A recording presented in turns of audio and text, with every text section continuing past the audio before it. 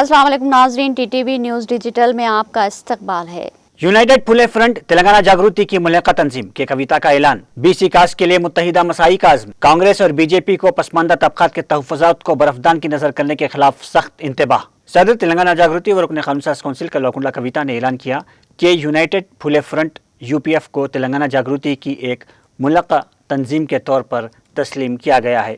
इस मौके पर कविता ने यूपीएफ की नई आमिला कमेटी का ऐलान भी किया।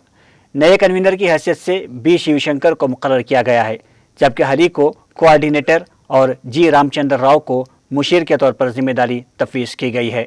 इसके अलावा 50 अफराद को कन्वीनर बनाया गया है।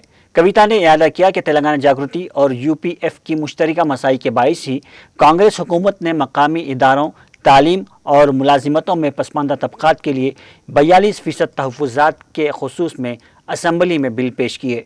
उन्होंने कहा कि जब तक बीसी तहफ़्फ़ुज़ात को मुकम्मल तौर पर नाफिज नहीं किया जाता, तेलंगाना जागृति और यूपीएफ की जिद्दोजहद जारी रहेगी।